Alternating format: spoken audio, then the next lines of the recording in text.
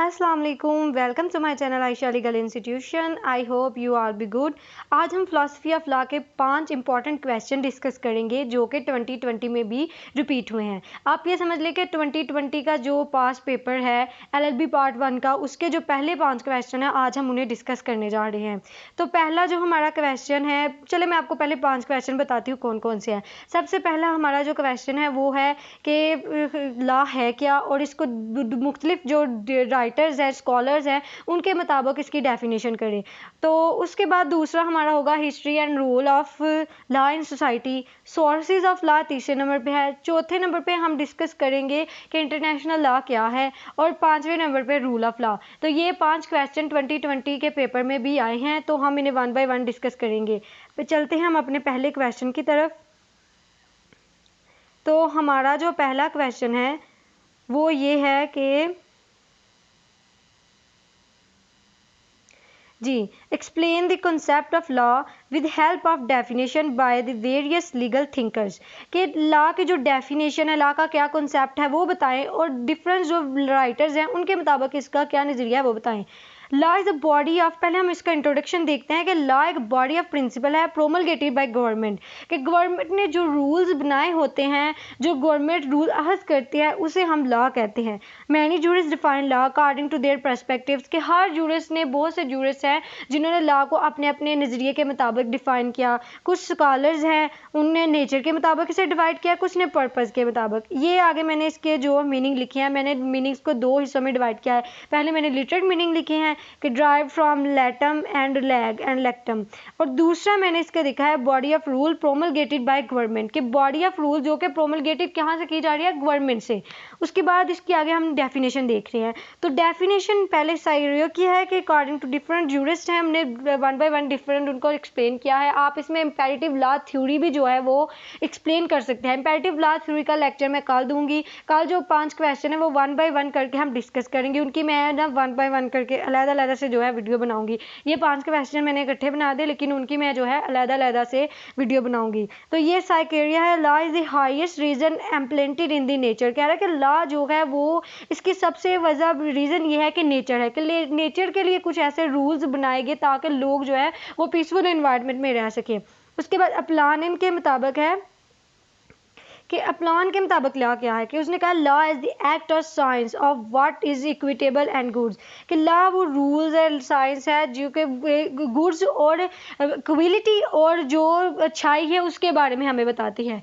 और होकर के मुताबिक क्या है कि लॉ जो है वो एनी काइंड ऑफ रूल और कैनन, के कोई भी रूल्स और नज़रिया है जो कि एक एक्शन और फॉर्म, जिसके थ्रू हम कोई एक्शन परफॉर्म करते हैं। कैलिसन के मुताबिक क्या है कि ये कह रहा है कि डीप फिलोसोलॉजिकल कमांड, वो कह रहा है कि क्या है, लॉ एक कह सकते हैं कि आप किसी को कमांड दी गई है जिसके मुताबिक किसी ने काम करना है, वो है। डिमोथेंसिस के मुताबिक है कि every law is a gift of God and decision of sausages. मतलब कि लॉ क्या है कि वो गॉड का गिफ्टेड किया हुआ है, और बहुत से सॉसेजेस ने मिलकर एक डिसीजन लिया है, उसे हम क्या कहते हैं कि वो लॉ है।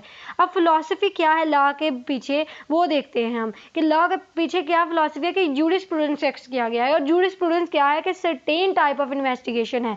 अब ये मैंने एक कोटेशन लिखी है, jurisprudence is as big as law and bigger. जैसे जैसे जूरिस्प्रूडेंस बढ़ती जाती है उसी तरह लॉ का भी जो वजूद है वो बढ़ता जा रहा है। देन उसके बाद मैंने इसके मीनिंग लिखे हैं जूरिस्प्रूडेंस के, लिटरल और लीगल मीनिंग। अब जो लिटरल मीनिंग है वो जूरिस्प्रूडेंस के वो ये हैं कि जूरिस्प्रूडेंस क्या है कि लैटिन वर्ड से ड्राइव किया गया jurisprudentia, which means knowledge of law. The word juris means law and prudentia means skill। तो कंबाइन वर्ड का क्या मतलब हो गया, द नॉलेज ऑफ लॉ।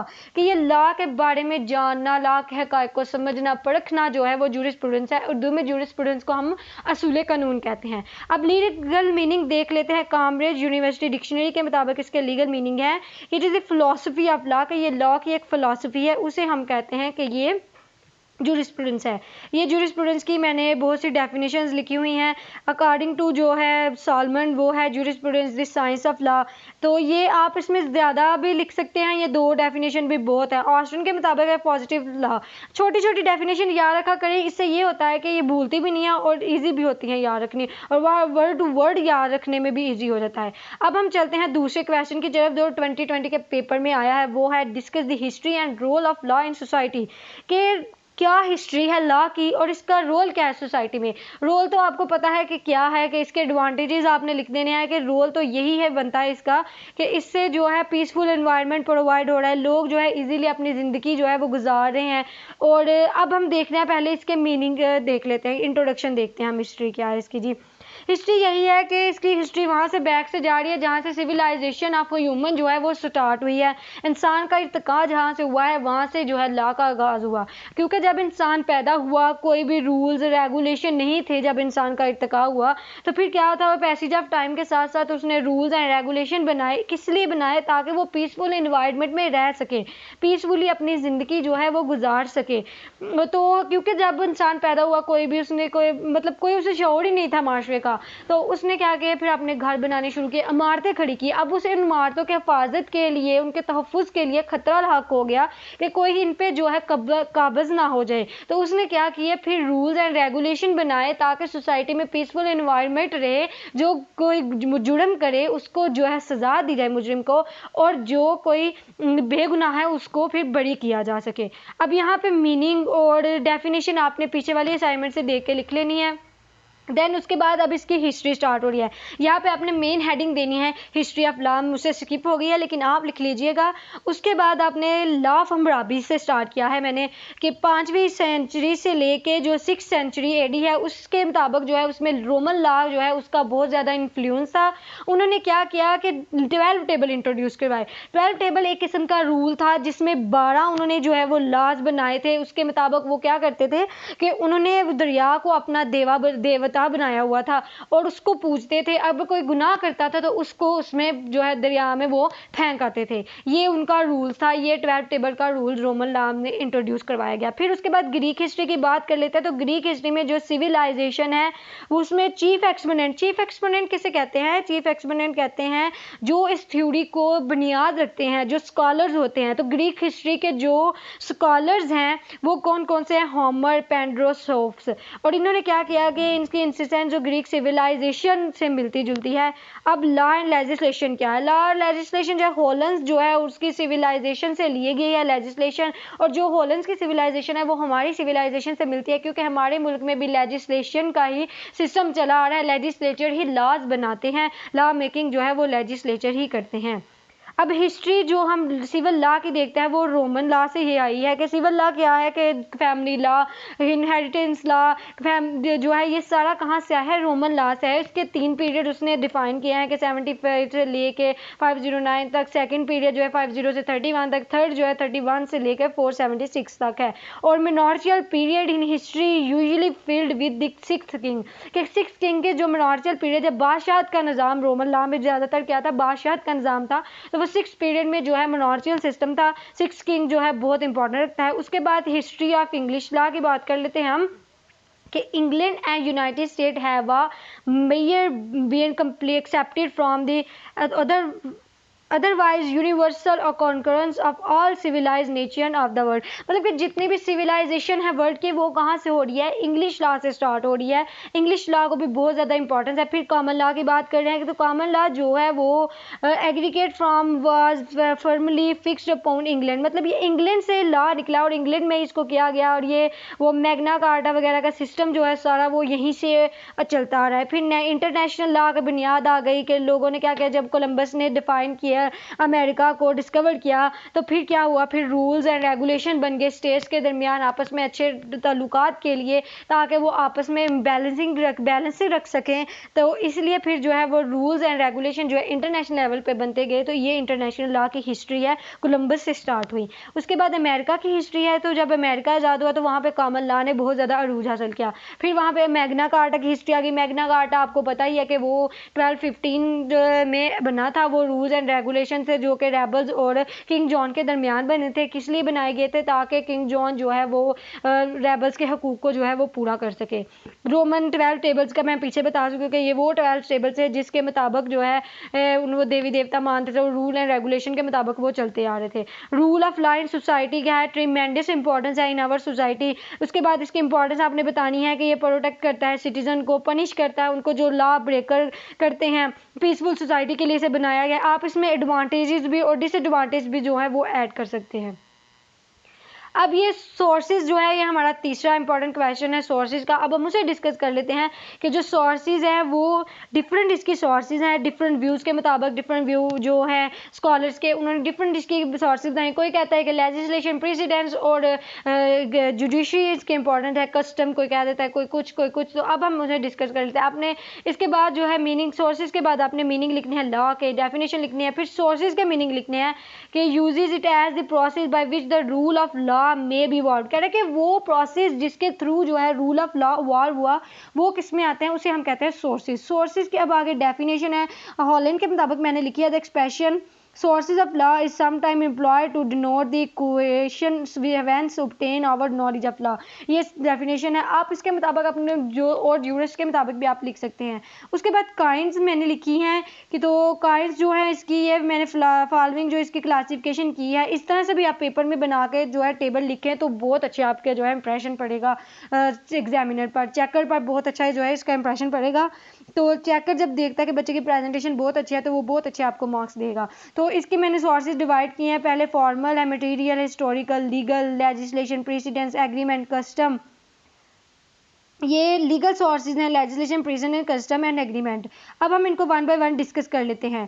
तो चलते हैं, फॉर्मल क्या है। फॉर्मल सोर्सेज सॉल्वेंट के मुताबिक कहता है entire body of civil law has spring from the will and the power of the state. कह रहे हैं कि जो सिविल लॉ है वो कहाँ से ड्राव किया जा रहा है कि वो विल आती है और पावर उसे कौन देते हैं, स्टेट देती है, तो उसे हम कहते हैं कि ये फॉर्मूला है। अब मटेरियल की बात कर लेते हैं, sources which are not formal. जो सोर्सेज फॉर्मल, जो मटेरियल फॉर्मल नहीं होंगी वो मटेरियल होंगी। अब मटेरियल के आगे दो काइंड्स है, हिस्टोरिकल, लीगल। हिस्टोरिकल में आपने लिखना है कि वो जो कि ड्राइव की जाती है हिस्ट्री से, वो हिस्टोरिकल है। और लीगल की बात कर लेते हैं तो लीगल को जो होती हैं कि लॉ जिनमें इम्प्लीमेंट हो रहा है, जो लॉ ने खुद बनाई है, उन्हें हम लीगल सोर्सेज कह रहे हैं। उसमें लेजिस्लेशन, प्रेसिडेंस, एग्रीमेंट और कस्टम आ रही हैं। अब लेजिस्लेशन क्या होती है, लेजिस्लेशन वो प्रोसेस है, वो लॉ मेकिंग का प्रोसेस, उसे हम कहते हैं कि लेजिस्लेशन। प्रेसिडेंस जो न्यू लॉज आते हैं उनको इम्प्लीमेंट करवाना, न्यू प्रिंसिपल्स को, तो उन्हें हम प्रेसिडेंस कहते हैं। कस्टम क्या होता है कि जो हैबिचुअल कंडक्ट है, जो लोग बार बार प्रैक्टिस करते आ रहे हैं, उसे जो है वो हम कस्टम कहते हैं। एग्रीमेंट जो कॉन्ट्रैक्ट, एग्रीमेंट मैंने यहाँ पे नहीं लिखा लेकिन मैं आपको बता देती हूँ कि एग्रीमेंट क्या होता है कि ये दो लोगों के दरमियान जो कॉन्ट्रैक्ट होता है, कॉन्ट्रैक्ट के मुख्तलिफ फॉर्म्स होते हैं, उसे हम एग्रीमेंट कहते हैं। हिस्टोरिकल क्या है, हिस्टोरिकल इसकी ये काइंड है कि इंसिडेंट, रूल्स एंड लॉज जो हैं उनको हम कहते हैं हिस्टोरिकल व्यूज़ में। आप जो है हदीस वगैरह भी इसमें पुट कर सकते हैं। सम अदर सोर्सेज जो हैं वो इक्विटी है। इक्विटी जो है वो ड्राइव किया गया है लैटिन वर्ड से, जो है equitas, which means to equalise, मतलब कि इक्विटी है कि इक्वल करना, सबको इक्वली जो है वो प्रोवाइड करती है कि इक्वली अपॉर्चुनिटी हर एक को प्रोवाइड की जाए। सोशल वैल्यूज़ लिखी है आपने। उसके बाद रिलीजन जो है ये भी another kind of sources of law है, ये मैंने एक्सप्लेन किया है। अब चलते हैं हमारे 4 क्वेश्चन की तरफ, जो है हमारा related to rule of law. Rule of law को हम बाद में डिस्कस करेंगे, उससे पहले हम डिस्कस कर लेते हैं हमारा question international law. International law हमारा क्या है।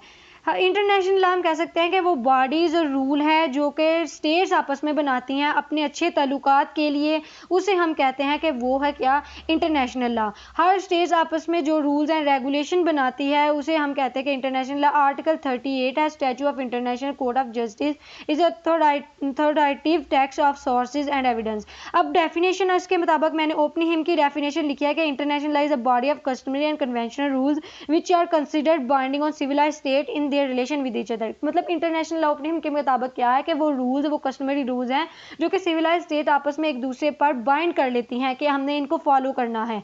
जैसे कि पाकिस्तान और चाइना के दरमियान फॉर एग्जांपल कोई मायदा हुआ है, तो वो मायदा जो उनके दरमियान सिर्फ पैक कर लगा लें, वो मायदा हो रहा है ना, तो वो मायदे की एक शक्ल है, उसके कुछ रूल्स एंड रेगुलेशंस बनाए होंगे, तो ये क्या है, ये एक इंटरनेशनल एग्रीमेंट है। तो ये होता है। अब ग्रे के मुताबिक इंटरनेशनल लॉ और the law of nation is the name of body of rules which regulate the conduct of the states in their intercourse with one another. मतलब रिलेशंस जो स्टेट्स के दरमियान आपस में कायम रखने के लिए वो रूल्स एंड रेगुलेशन बना देती हैं, उसे क्या कहा जाता है कि वो इंटरनेशनल है। अब सोर्सेज जो इंटरनेशनल लॉ के वो आर्टिकल 38 ऑफ इंटरनेशनल जो लॉ है उसके मुताबिक बताई गई हैं, वो हम डिस्कस कर लेते हैं। मीनिंग ऑफ सोर्सेज क्या है ये आप लिख रहे हैं, आप पीछे भी जो आप पीछे वाली सोर्सेज ऑफ लॉ पढ़ के हैं वही आप यहाँ पे भी लिख सकते हैं। क्लासिफिकेशन इसकी फॉर्मल और मटेरियल सोर्सेज है। फॉर्मल सोर्सेज रूल जो लॉ ड्राइव करते हैं वो फॉर्मल्स है, पीछे हम पढ़ चुके हैं पहले क्वेश्चन में, तो वही आप यहाँ पे भी जो है वो लिख सकते हैं मटेरियल सोर्सेज में भी। नेक्स्ट जो है वो है आर्टिकल 38 जो है international statute court of justice. वो कहता है कि इंटरनेशनल कन्वेंशन वेदर जर्नल और particular establishing rule expressly recognise by the contesting state international custom as evidence of general principle accepted by law the general principle of law recognise by civilised nation. ये आप इतने भी 3 points भी लिख लेंगे तो बहुत है आपके लिए। उसके बाद मेन सोर्सेज आपने इसकी बयान करनी है। प्राइमरी सोर्सेज जो है वो इंटरनेशनल कस्टम है सबसे पहले कि 38 जो आर्टिकल है ये बहुत इंपॉर्टेंट सोर्स है of international law. Article 38 statute of international code of justice recognise international custom as a source of international. कह रहा है कि जो आर्टिकल 38 है वो क्या कर रहा है कि कंसिडर करता है इसे एज ए इंटरनेशनल लॉ को। देन उसके बाद जो है एसेंशियल ऑफ वैलिड कस्टम क्या है कि एसेंशियल कौन कौन से होने चाहिए, आपको पता है आपने जो पहले भी याद किया कि लॉन्ग ड्यूरेशन होनी चाहिए, यूनिफॉर्मिटी होनी चाहिए, बार बार एक्सेप्टेंस होनी चाहिए। उसके बाद ये केस लॉ है, आप लिख सकते हैं केस लॉ जो है क्वेश्चन में एक ही होना चाहिए, ज़्यादा नहीं लिखे जाने चाहिए। एजाइलम केस लॉ है the rule in work should be in accordance with the constant and uniform user practice by the states in custom. कह रहे हैं कि इस केस में क्या हुआ कि जो रूल जो है बार बार स्टेट के फॉलो करते आ रहे थे इसीलिए वो रूल जो है ख़त्म कर दिया गया क्योंकि स्टेज में बार बार फॉलो किया जा रहा था। आगे उसके बाद ये भी इसके एसेंशियल हैं, जर्नलिटी प्रैक्टिस है, ओपिनियन ये आप लिखें अगर लिखना चाहते हैं, नहीं तो इतना भी बहुत है। उसके बाद ट्रीटीज़ है। ट्रीटीज़ हम कहते हैं कि एक तरह का जो है ना एग्रीमेंट होता है दो स्टेट्स के दरमियान में, उसे हम ट्रीटीज़ कहते हैं। ट्रीटीज़ भी बहुत इंपॉर्टेंट सोर्स ऑफ लॉ है। आर्टिकल 2 ने कहा कि वियना कन्वेंशन में कि treaties are most important source of law. उसके बाद काइंड्स ऑफ ट्रीटीज़ क्या है, लॉ मेकिंग ट्रीटीज़ है, इसको आप एक्सप्लेन ना करें, बस ऐसे ही जस्ट हेडिंग लिख देंगे तो बहुत है। Treaty contract general principle of law भी जो है ये इंपॉर्टेंट सोर्स ऑफ लॉ है। जनरल प्रिंसिपल ऑफ लॉ इसमें क्या होता है कि स्टेट्स आपस में रूल्स एंड रेगुलेशन बना लेती हैं ताकि वो आपस में जो है अपने एक दूसरे के साथ अच्छी तरह से रह सके, तो ये भी रूल्स की एक काइंड आ गई है। आगे केस लॉ है, अगर आप लिखना चाहते हैं तो ठीक है, नहीं तो कोई बात नहीं। उसके बाद जुडिशियल डिसीजन है कि जुडिशियल जो डिसीजन इंटरनेशनल लेवल पे होते हैं वो भी बहुत इंपॉर्टेंट सोर्स ऑफ लॉ है।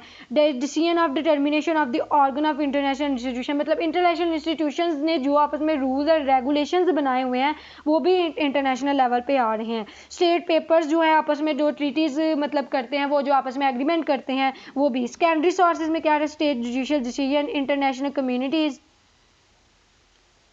Equity and natural justice, just congress, state practice, private contract, Roman law. अब ये subject matter international, state political entire, legal condominia, international law, ये सारा कुछ तो ये कंक्लूजन एंड पे। अब हमारा एक क्वेश्चन रह गया है, वो है जी हमारा रूल ऑफ लॉ। अब हम उसे डिस्कस कर लेते हैं।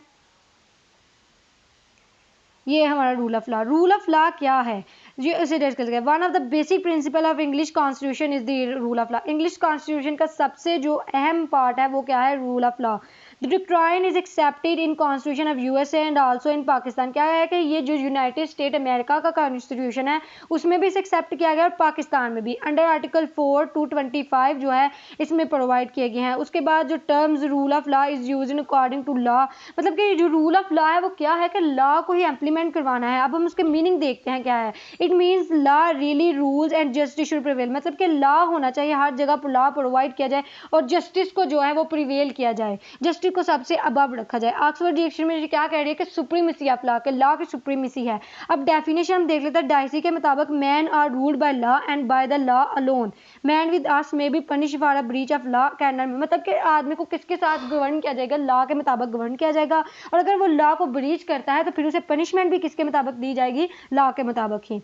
अब हिस्टोरिकल पर्सपेक्टिव इसका देख लेते हैं कि ग्रीक फिलोसफर ने जो है वो इसका जो दिया है फिलोसफर के मुताबिक इसका पर्सपेक्टिव है। ओरिजिन इसका क्या है, लॉ प्रिंसिपल डी लेगलिटाइल है, द प्रिंसिपल ऑफ लीगलिटी पे बेस करता है ये। अरिस्टोटल जो है उसने क्या कहा है कि government by law was superior to government by man.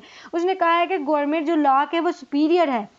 अब आगे आप ये रहने दें। उसके बाद different names of the doctrine है, इसके जो मुस्लिम नेम्स हैं वो हैं just, natural, the medieval list approach ने क्या है कि दे का rule of law as a law of God, law of law God का क्या होबिस लॉक रोसल ने क्या कहा है कि social contact and natural law है। मॉडर्न वर्ल्ड में इसका नाम क्या है, doctrine as a rule of law. Different respect of rule of law क्या है कि individual must not be infringe, के इंडिविजुअल के राइट्स को जो है वो इन्फ्रिंज ना किया जाए। Law which rules the land must be supreme, मतलब रूल ऑफ लॉ का मेन मकसद क्या है कि लॉ को प्रिवेल करना, लॉ को सुप्रीमेसी को बताना कि लॉ जो है वो हर एक से अबव है। तो इसका मकसद क्या है, क्यों इसको बनाया गया? इसलिए बनाया गया कि लोगों के राइट्स जो इन्फ्रिंज हो रहे हैं उसको प्रोटेक्ट किया जा सके। और दूसरा ये है कि all are subject law, government जो है वो लॉ के मुताबिक होनी चाहिए। उसके बाद डाइसी जो मेन चीज़ है अब इस थ्योरी की वो ये है, डाइसी एक्सपोजिशन। आपसे पेपर में वो इस तरह से भी पूछ सकता है रूल ऑफ लॉ क्या है, डाइसी एक्सपोजिशन के मुताबिक आपने बताना है। तो ये 3 इसके पॉइंट है, absolute supremacy of law, equality before law, predominance of legal speed.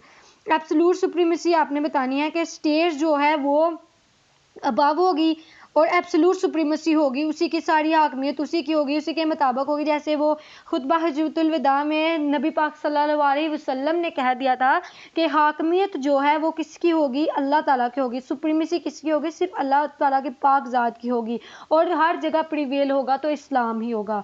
Form of government की बात कर लेते हैं। तो rule of law required government should be subject to law rather than the law subject to government. मतलब उसने कहा है कि जो लॉ है गवर्नमेंट है वो लॉ के मुताबिक, क्योंकि लॉ गवर्नमेंट के मुताबिक नहीं होगा। दूसरा जो इंपॉर्टेंट डाइसी का एक्सपोजिशन है वो यही है कि क्या है कि लॉ जो है वो गवर्नमेंट जो है वो लॉ के मुताबिक होगी और जो लॉ को फॉलो नहीं करेगा, तीसरी एक्सपोजिशन यही है कि जो लॉ को फॉलो नहीं करेगा उसको क्या किया जाएगा, पनिशमेंट की जाएगी। प्रिंसिपल ऑफ नेचुरल जस्टिस क्या है कि आर्डियो आर्टम पर्टम जो है इस पे बेस करती है कि और कि मतलब कि हर एक जो है वो इक्वल है, कि लॉ में कोई भी अभाव नहीं होगा। इक्वलिटी बिफोर लॉ, हर एक को इक्वल जो है वो लॉ में रखा जाएगा, गरीब या अमीर में कोई फ़र्क नहीं होगा। वन लॉ फॉर ऑल, हर एक के लिए एक लॉ होगा, किसी के लिए अलहदा लॉ नहीं बनाया जाएगा। ये सारा कुछ है। उसके बाद इसके करैक्टरिस्टिक्स आ गए हैं कि फेयर एंड इम्पार्शियल होगा और प्रोसीजर अडॉप्ट बाय, ये आप रहने दें, आप लेवल अभी आपका छोटा है, आपके लिए जो इंपॉर्टेंस है वो मैं आपको बता रही हूँ। और ये उसके बाद मॉडर्न कंसेप्ट आपने लिखना है रूल ऑफ लॉ का। Law and order fixed rules हैं, इसके चेंज नहीं किया जा सके। एलिमिनेशन ऑफ डिस्क्रिशन किया जाएगा, जो इस्तेहसाल का खात्मा किया जाएगा। Due process of law, natural law and principle of natural justice, ये सारा इसमें है। I hope you like my video. If you like my video then subscribe my channel and hit the bell icon. अगर आपको कोई भी question पूछना है इन 500 क्वेश्चन को रिलेटेड तो आप कमेंट बॉक्स में हमें कमेंट कर सकते हैं। इसके अलावा आपको फिलॉसफी ऑफ लॉ के रिलेटेड कोई भी इंफॉर्मेशन चाहिए या किसी भी सब्जेक्ट के रिलेटेड कोई भी इंफॉर्मेशन चाहिए तो आप हमें कमेंट बॉक्स में कमेंट कर सकते हैं। ओके, टेक केयर, अल्लाह हाफिज़।